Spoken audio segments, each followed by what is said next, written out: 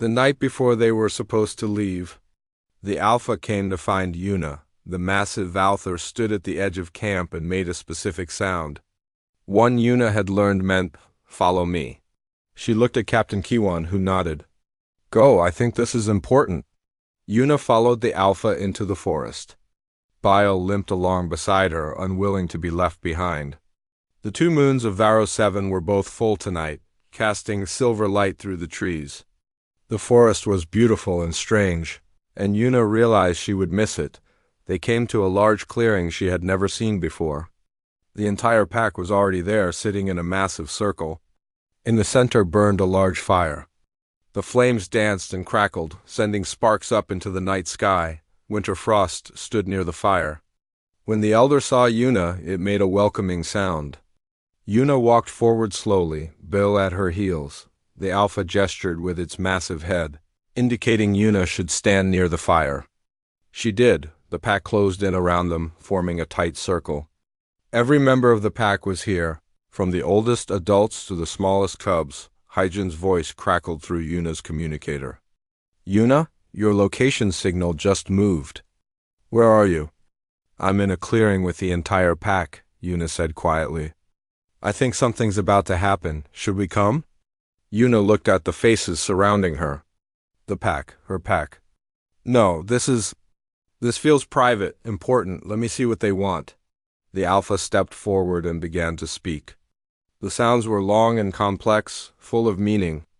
Yuna's basic understanding of Valther language couldn't catch it all, but she understood pieces. Words like courage, compassion, family, forever. "Yuna." Hyjin's voice was urgent. "I'm getting all this through your communicator. The translation program is working.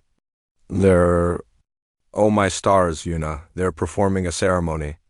They want to make you an official member of the pack." Yuna's breath caught. "What?" "The ritual is called something like the Oath of Shared Blood. It's sacred, ancient. They've never offered it to anyone outside their species. Never, if you accept, you'll be bound to them. You'll have to return to Varro 7 regularly. You'll be responsible for the pack's well-being. You'll be family in every way that matters." The Alpha stopped speaking and looked at Yuna, waiting. The entire pack waited in silence. "What happens if I refuse?" Yuna asked quietly. "Nothing bad," Hyjin said. "They'll understand. You can still leave as friends, but you won't be pack." "Not truly." Yuna looked at Bile, who sat beside her with big, trusting eyes. She looked at Winter Frost, who had taught her so much. She looked at all the faces watching her, these people who had accepted her when they should have driven her away, or killed her. She thought about her life before the crash, lonely, always moving from ship to ship, planet to planet, never staying anywhere long enough to call it home. Always running from the grief of losing her brother, her family. She thought about the last few weeks, sleeping under the stars surrounded by warm badas, learning new things every day, feeling needed, valued, loved, feeling like she belongs somewhere. "What do I need to do?" she asked. She heard Hyjin gasp. "Then, you're sure?" "Unsure." Hyjin's voice shook as she translated the ritual's requirements. "The Alpha will speak the oath. You have to agree to 3 things: to be loyal to the pack, to protect the cubs, and to stand with them against all dangers. Then there's a blood ritual. The Alpha will make a small cut on your arm and on itself. You press the wounds together. Their blood enters your body. It won't change you, but it will heal differently. You'll have a scar that marks you as pack." "Tell them I accept," Yuna said firmly. "All of it." Winter Frost translated her words into Valther language. The Alpha's eyes gleamed in the firelight. It began to speak again, through Hyjin's translation. Yuna heard, "Do you, Yuna of the humans, pledge to honor this pack above all others?" "I do," Yuna said clearly. "Do you pledge to protect the cubs, to teach them, to keep them safe from harm?" "I do. Do you pledge to stand with us when danger comes, to hunt with us when we hunger, to mourn with us when we grieve?" Yuna's voice was steady. "I do." The Alpha stepped forward. It raised one massive paw and a single claw extended. The claw was sharp and clean. With careful precision, the Alpha made a small cut on Yuna's forearm. It didn't hurt much, just a quick sting. Then the Alpha made a similar cut on its own foreleg. Blood welled up, dark and thick. The Alpha pressed its leg against Yuna's arm, wound to wound. Yuna felt the blood mix, warm and strange. A tingling sensation spread from the cut, not painful but odd. Different, the Alpha held the contact for a long moment, then pulled away. The wound on Yuna's arm was already beginning to heal, faster than normal. She watched as the cut sealed itself, leaving a scar pattern that looked like silver lightning against her skin. The Alpha threw its head back and howled. The sound was huge, powerful, filled with joy. It echoed through the forest and up to the stars. Every member of the pack joined in. 40 voices lifted together in a howl that shook the ground. Even the cubs added their small voices. Yuna felt something break open inside her chest. She opened her mouth and howled with them. Her human voice was different, higher, but it blended with theirs. She howled for her lost brother, for her loneliness, for every moment she had felt like she didn't belong anywhere. And she howled for this moment, for finding a place where she was wanted exactly as she was. The howl went on, rising and falling like music. When it finally faded, the pack surged forward. They surrounded Yuna, pressing close. They nuzzled her, licked her hands, rumbled their approval. She was pack now. She was theirs and they were hers. Winterfrost came forward, carrying something in its mouth. It dropped it carefully into Yuna's hands. It was a necklace made of braided plant fibers, strong and beautiful. Hanging from it was a single fang as long as her finger. Through the translator, Winterfrost said, "The Alpha's fang. Given freely. You are Yunav Alpha now, healer, pack sister. Cub mother, you are one of us." Yuna put the necklace on with shaking hands. The fang was warm against her chest, over her heart. Bile jumped up, putting her front paws on Yuna's legs and chirping happily. Yuna laughed and picked the cub up, hugging her close. "I know, little star. I know I'm not leaving you." "Not really. I'll come back." The Alpha touched its forehead to hers one more time. The gesture was gentle, full of love. Back at the ship, her communicator came to life with multiple voices. "Yuna!" Captain Kiwan's voice was emotional. "We heard everything. That was, I don't even have words." "Congratulations," Haijin said, sniffling. "You made history tonight?" "You're crazy," Doyun said, but his voice was warm. "But in the best way." Yuna smiled. She stood there in the clearing, surrounded by her pack, marked with their symbol, bound by their oath. She was human. She was also something more now. She was pack. The next morning, when the ship lifted off, Yuna stood at the window watching Varo 7 grow smaller. The pack stood in the clearing below, watching the ship leave. Even from this distance, she could see Budbal sitting between the Alpha and Winterfrost. "I'll be back in 6 months," she promised, touching the fang hanging around her neck. "Wait for me." Captain Kiwan came to stand beside her. "You know what you've done, right? You've changed everything. When we tell the Galactic Council about this, nothing will ever be the same." "Good," Yuna said. "It's time things changed." She looked at her arm, at the silver lightning scar marking her as pack. She touched it gently and smiled. She had crashed on a Forbidden's planet. She had saved a dying cub. And a pack had called her one of them. It was the best thing that had ever happened to her. Far below. On Varo 7, the pack howled one last time. A farewell. A promise. A bond that would never break, Yuna howled back. Her voice carrying through the ship's corridors. Her crew didn't even look surprised anymore. They knew who she was now. What she had become. She was Yunav Alpha, the human who ran with wolves under alien stars, and she was going home. Days turned into weeks. Yuna stopped counting after the first few. Time felt different here, surrounded by the pack.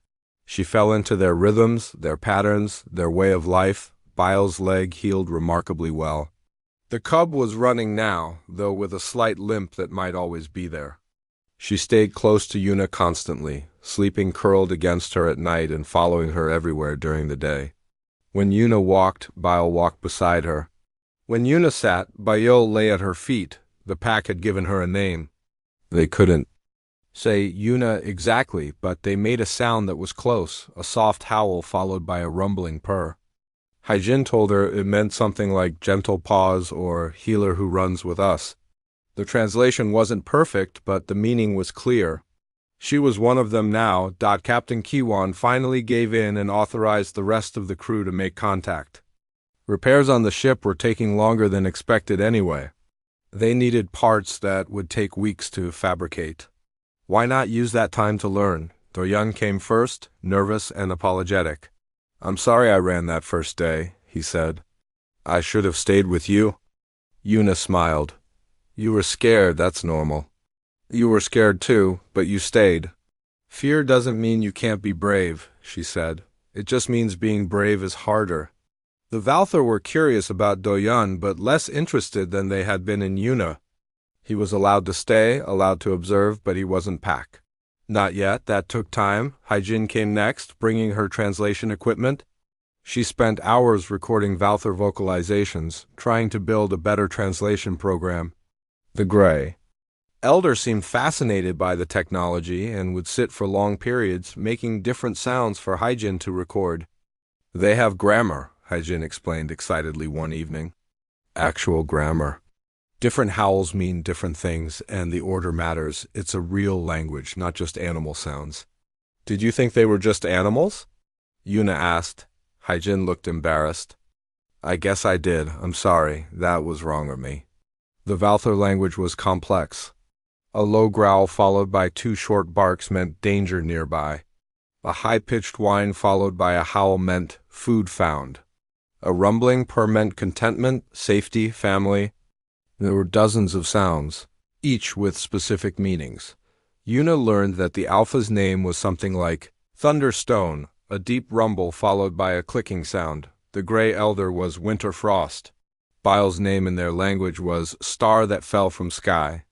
They had named her that after Yuna saved her, because she had been found under the stars, dying, and then returned to life. Captain Kiwan arrived on the third week, limping on his healing leg. The Alpha studied him carefully. Kiwan was the leader of his pack, just as the Alpha led this one. The two regarded each other with respect. Thank you for allowing us to stay, Kiwan said. Even though the translation program was imperfect, the Alpha made a sound that meant something like, your pack member saved our cub. You are welcome here. They began to exchange knowledge. Minho, the pilot, used drones to help the Valthar track the migration patterns of large herd animals that lived in the northern plains. The Valthar hunted these animals, but the herds had been moving unpredictably lately. The drone footage helped them find the herds more easily. In return, the Valthar showed them things about the planet humans didn't know. There were underground cave systems that held pure crystal water. There were groves of trees whose sap could be used as powerful medicine. There were places where the earth itself generated heat, useful for staying warm during the harsh winters. They don't reject technology, Doyun realized. They just choose not to depend on it. They live in balance with their world, Yuna said. That's something we humans forgot how to do. The pack's social structure fascinated all of them. The Alpha led, yes, but decisions were made together. When the pack needed to choose a new hunting ground, all the adults gathered in a circle and made their opinions known. The Alpha listened to everyone before deciding. Cubs were raised by the entire pack, not just their parents. Every adult was responsible for every young one. If a cub did something wrong, any adult could correct them.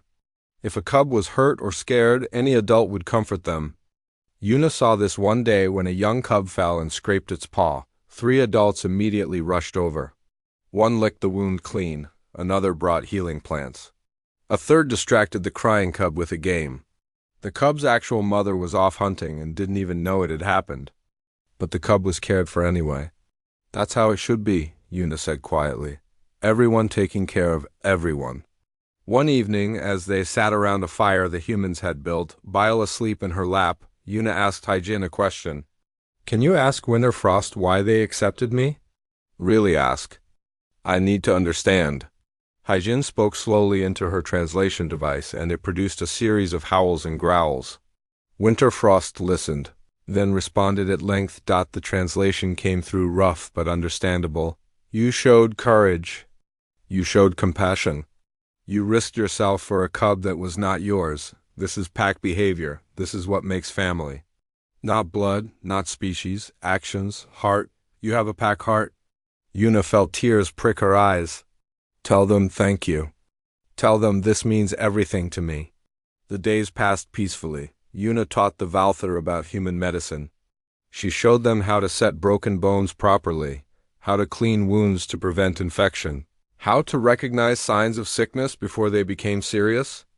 The pack healers learned eagerly. In return, they taught her about the medicinal plants that grew on Varro 7.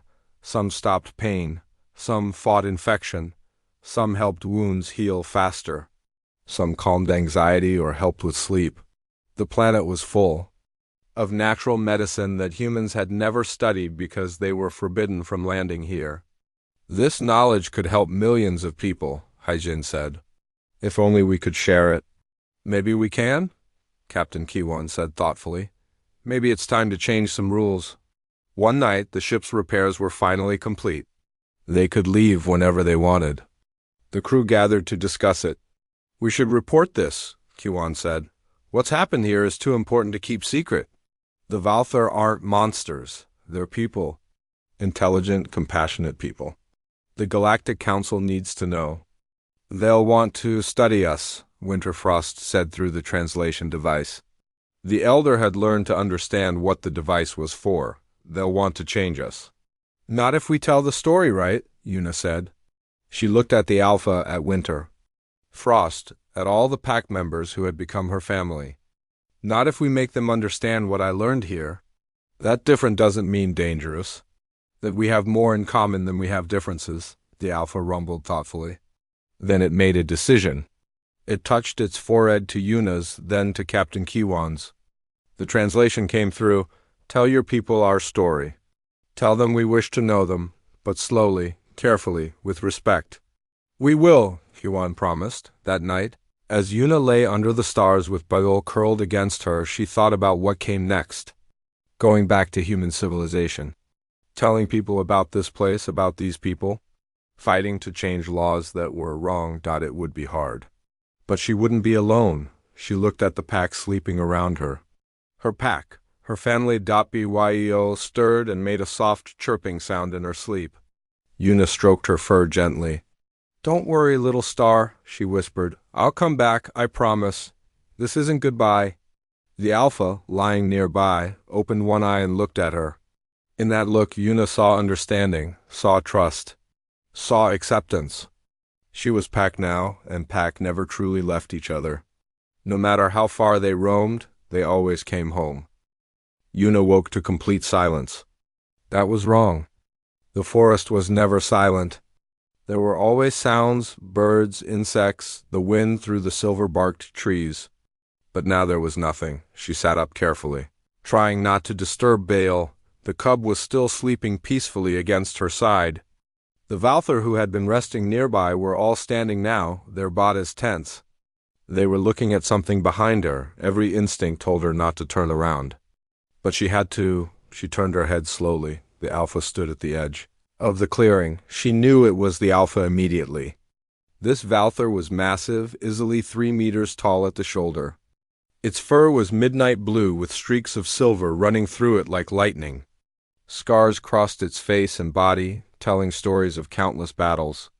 This was a creature that had fought and won against things Yuna couldn't imagine. The Alpha's eyes were different from the others, older, wiser, more intelligent. They locked onto Yuna, and she felt like she was being seen all the way down to her soul. She couldn't breathe. Couldn't move. This creature could kill her with one swipe of its claws. The other Valther lowered their heads as the Alpha walked forward. Even the gray elder that had been teaching Yuna stepped aside. The Alpha moved with slow, deliberate steps. Each paw made no sound on the forest floor. Yuna's heart pounded so hard she thought it might break her ribs. But she didn't run. Running would mean leaving Bile, and she had already decided she wouldn't do that. If she was going to die, she would die protecting the cub she had saved. She stood up slowly. Placing herself between the Alpha and Bile, her legs shook, But she stood firm. The alpha stopped. It tilted its massive head, studying her. Those ancient eyes seemed to ask a question. "What are you doing, little human?" "I mean no harm," Una said quietly. Her voice shook, but the words came out clearly. "The little one was dying. I'm a healer. I just wanted to help." The alpha couldn't understand her words, but maybe it understood her tone. Maybe it understood the way she stood protectively in front of Bile. The alpha's nostrils flared, scenting the air. It smelled Una, the medical supplies, the healing paste from the plants. Then it looked past her at Byel. Woke up and saw the alpha. The cub made a joyful chirping sound and tried to stand. She wobbled on her splinted leg but managed to stay upright. She limped toward the alpha, tail wagging. The alpha's expression softened. It lowered its great head and nuzzled Baal gently. The cub chirped and rubbed against the alpha's face, clearly overjoyed. This was family. Maybe Baal's parent or aunt or pack leader. The connection between them was clear. Then the alpha turned its attention back to Una's medical work. It sniffed the splint carefully, examined the clean bandages, touched its nose to the healing wound. Una held her breath. The alpha looked at her again. For a long moment, nothing happened. Then it moved. The alpha crossed the distance between them in one fluid motion, faster than Una could track. She gasped but held still, every muscle locked in fear. The alpha's jaws opened, revealing teeth as long as knives. Those jaws closed gently around Una's hand, not biting, not hurting, just holding. The pressure was firm but controlled. Una could feel the strength in those jaws. The alpha could crush every bone in her hand without effort. But it didn't. This was a test. Una remembered her training. She had studied animal behavior at the academy. Canines tested new pack members this way sometimes. They needed to know if you would panic, if you would attack, if you could be trusted. She kept absolutely still. She didn't pull away, didn't try to fight. She just stood there, her hand in the alpha's mouth, looking into those wise yellow eyes. Time seemed to stop. Una could hear her own heartbeat loud in her ears. She could feel the warmth of the alpha's breath. She could see herself reflected in those ancient eyes. Then the alpha released her hand and stepped back. It made a deep, rumbling sound in its chest. The sound rolled through the clearing like thunder. "Una!" Hajin's voice burst from the communicator. "Are you okay?" Your heart rate just spiked and then, "I'm fine," Una managed to say. Her voice was shaky. She looked at her hand. "Not a mark on it?" "I'm okay. What's happening?" "That sound the alpha is making. Hold on, I'm checking the database." A pause. This is... Una, that's a sound they make to pack members. It's a greeting. An acceptance. I think the alpha just accepted you." Una stared at the massive creature before her. "Are you sure?" "According to every record we have, yes. You just passed some kind of test." The alpha made the sound again and then did something even more surprising. It lay down in front of Una, making itself smaller, less threatening. An invitation? Una took a shaky breath. Then, very slowly, she sat down near the alpha. Not too close, but not far either. Respectful distance. Bile limped over and collapsed happily between them, her tail wagging. She chirped at both of them like she was introducing them. "Look, this is my alpha. Look, this is my healer." The gray elder Valther approached and settled down nearby. Then another. And another. Within minutes, Una was surrounded by the pack. They weren't threatening her. They were including her. More Valther came out of the forest. Una realized this was the entire pack, not just the few who had been watching. There were at least 40 of them, all sizes and ages. Cubs peeked out from behind their parents, curious about the strange hairless creature sitting with their alpha. One brave cub, slightly larger than Bile, crept forward and sniffed Una's boot. She held still. The cub sniffed her leg, then her hand. Then it licked her fingers and bounded away as if declaring, "She's safe." Other cubs followed. Soon, Una was surrounded by young Valther, all sniffing and investigating her. Some tugged at her clothes. One chewed on her bootlace. Another climbed into her lap. The adults watched but didn't interfere. This was how cubs learned. This was how they decided who belonged. The alpha rumbled again, and all the cubs immediately settled down. But they stayed close to Yuna, as if she was now part of their world. Captain Kiwan's voice came through the communicator.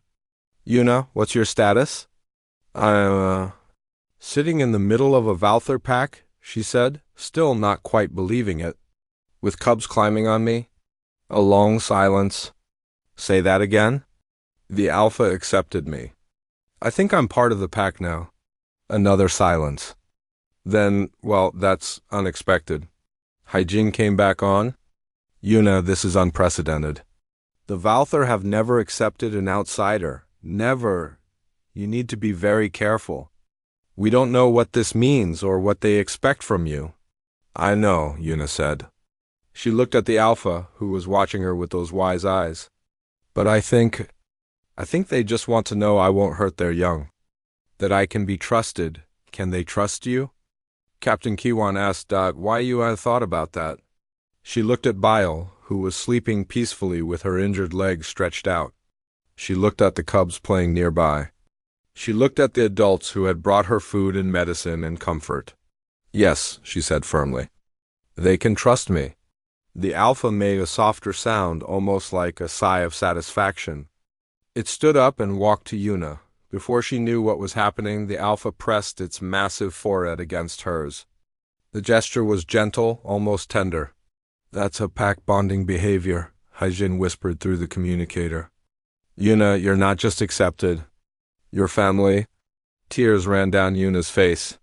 She reached up with shaking hands and touched the alpha's fur. It was softer than she expected, warm. Thank you, she whispered. The alpha pulled back and looked at her.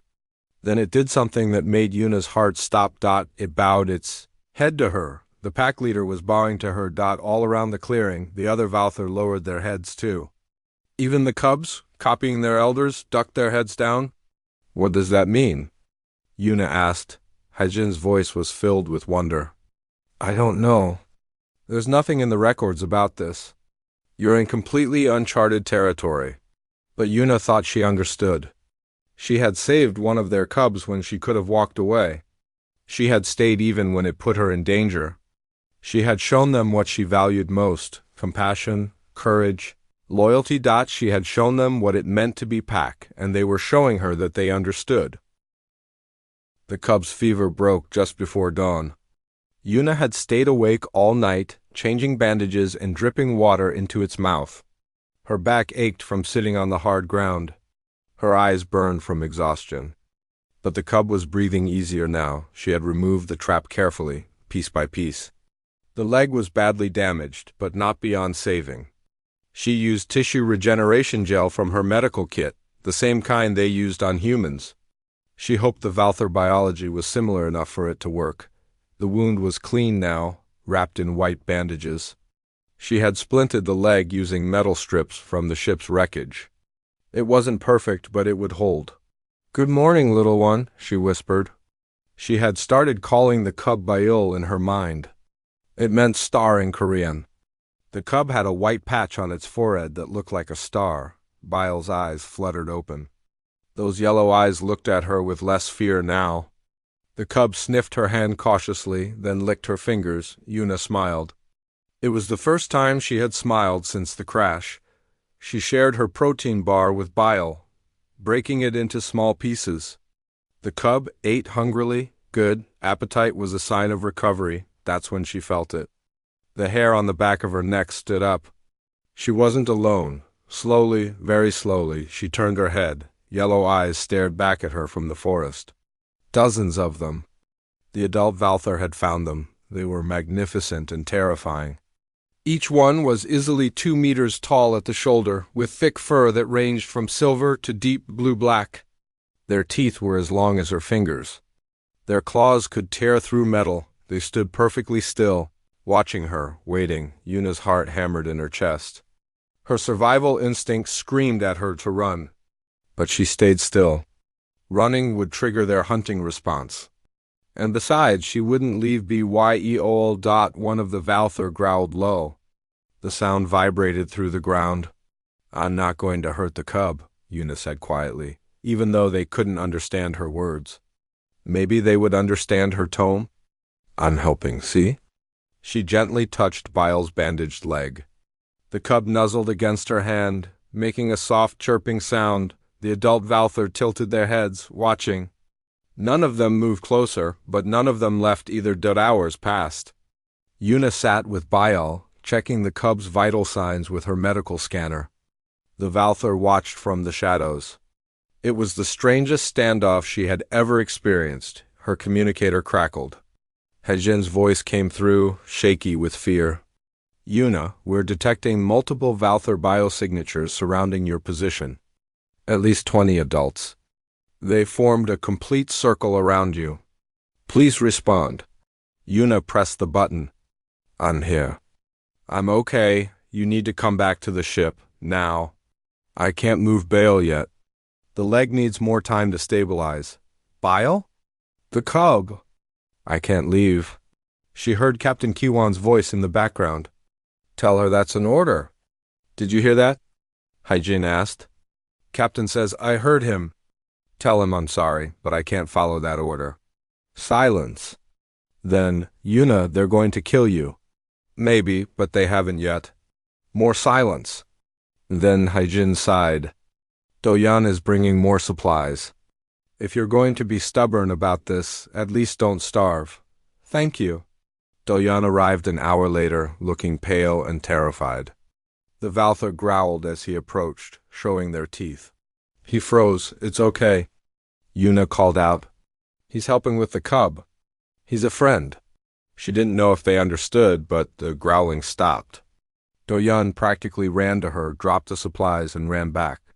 The whole thing took maybe 30 seconds. Una found food, water, and more medical supplies in the pack he brought. There was also a note from Captain Kiwan. You're the bravest idiot I've ever met. Don't die. She smiled and tucked the note away. The second day was harder. Bile's fever came back. The cub whimpered in pain, and Una had to give another dose of medication. She sang songs her mother used to sing to her, old Korean lullabies. Her voice was soft and gentle. The Valther were still watching. They had come closer now, sitting just at the edge of the clearing. Una tried not to look at them directly. In the animal kingdom, direct eye contact was often seen as a challenge. She talked to Bile constantly, telling stories about Earth, about her childhood, about her brother. It didn't matter that the cub couldn't understand. The sound of her voice seemed to comfort Bile. My brother loves stars, she said, stroking Bile's fur gently. We used to lie on the roof of our house and count them. He said he wanted to visit every star in the galaxy. He never got the chance, but I'm doing it for him. I've seen 17 different star systems now. This is the 18th.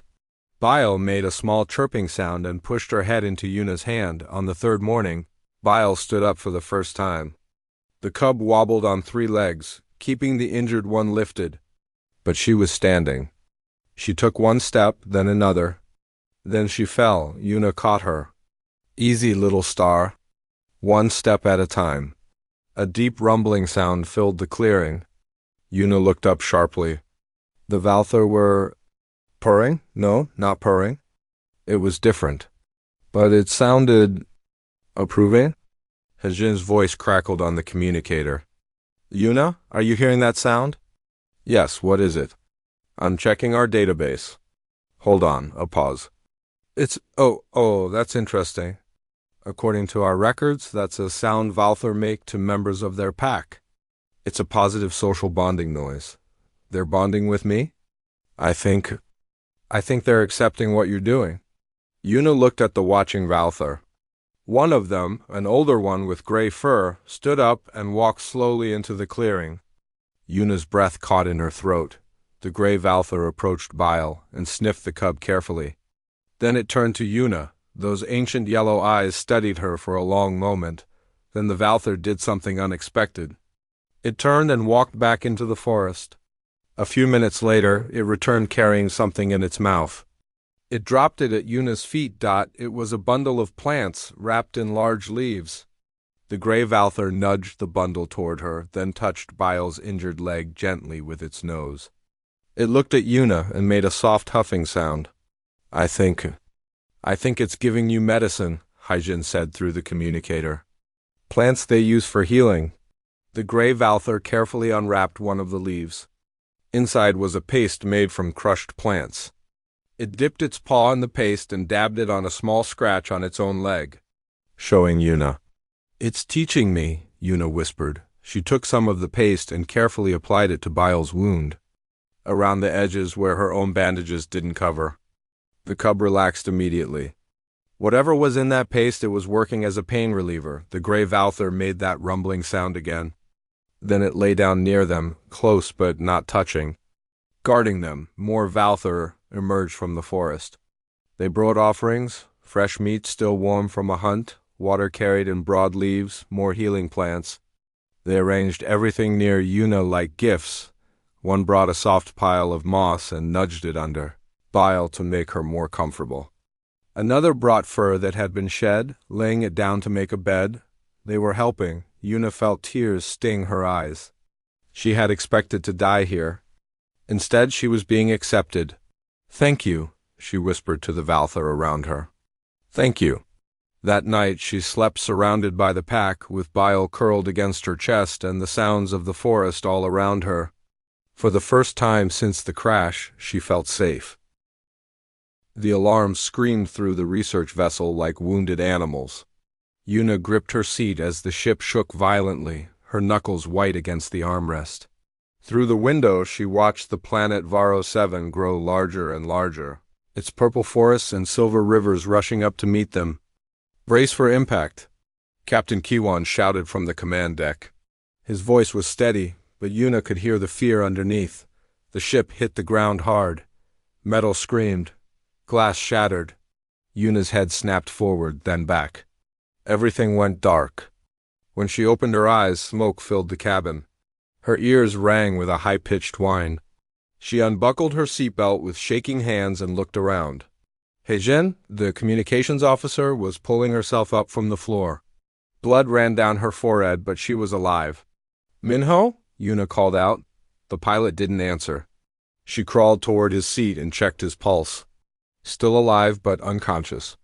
A large bruise was forming on his temple. Doyan stumbled into the cabin, his face pale. Captain Kiwan is injured. His leg is broken, and he stopped, his voice cracking. Jisu and Inha didn't make it. Yuna closed her eyes for a moment. 2 crew members dead, 3 injured. And they were on Varro 7, a planet where humans were forbidden to land. This was Valther territory, and the Valther did not welcome visitors.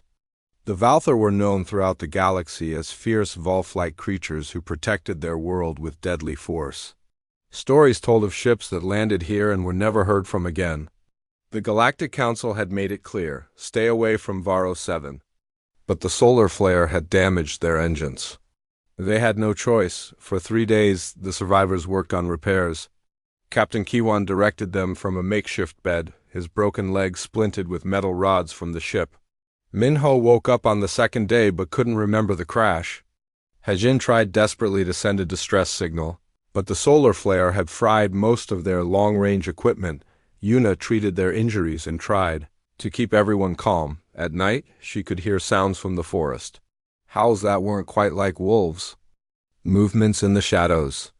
They were being watched. On the 4th day, Kiwan called a meeting. We need water. Our supplies won't last another week, and the purification system is damaged. There's a stream about 2 kilometers north. We saw it before we crashed.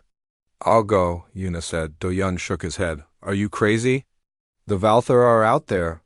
We don't have a choice, Yuna replied.